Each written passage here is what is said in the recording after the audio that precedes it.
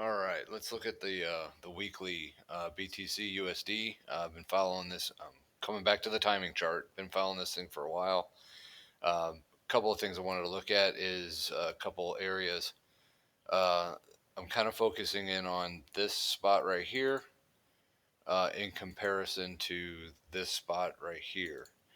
So when we're looking at this, uh, back in 17 when we came up, the market rallied up into the zone, came back down and tested this as support, and then it worked its way up and then broke this uh, midline here, and then came back down, did not close 3 weeks under it, 3 consecutive weeks, closed 1 2, and then that third week it closed back above it, and then we rallied off into pretty, into the highs.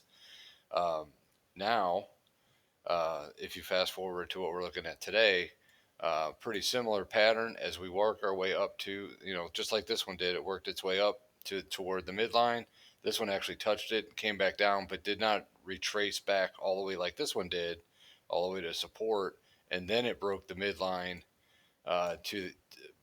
midline to the upside here, and had 3 weeks settle above it, and then it became support. But now, what happened is it's broken down, and this first week settled underneath, and then the second week has settled underneath. Well, at least not yet.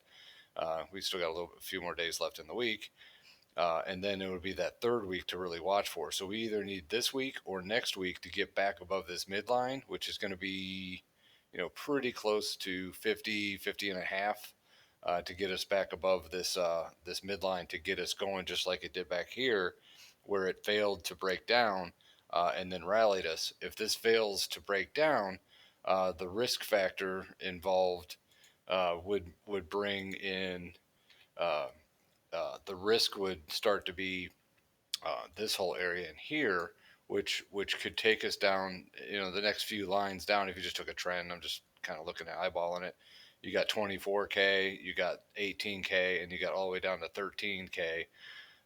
So this whole area becomes a risk area if this does not get back above 50K this next week. So that's something to really consider, looking at some risk to the downside, especially as we move into June, where we've kind of been talking about a June low possibility.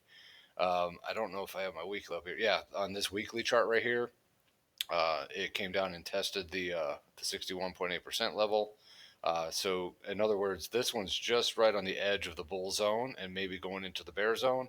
And if looking at this timing chart, if this does fail next week, and don't make it, most likely this will break into the bear zone, and then all of a sudden your risk goes down to this moving average down here, which I believe is the 233, and then that is at 13,850 right now.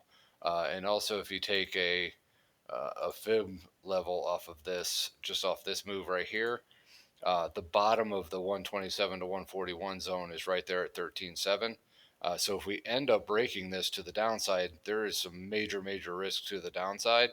But I'm hoping that doesn't happen, and we kind of stick to this movement here. If we can get back above 50 and keep this thing to the upside, because the risk to the downside here, this line all the way down here is, it's between 12 and 15, which, once this broke down right here, you had the risk all the way down into this bottom zone, just like you did here, all the way down into this bottom zone. So most likely, if this ends up breaking, that risk is there. So I'm being extremely cautious right now on BTC, over the next week or two, to kind of see if this thing's gonna break down or not. So that's what I'm looking at on some timing.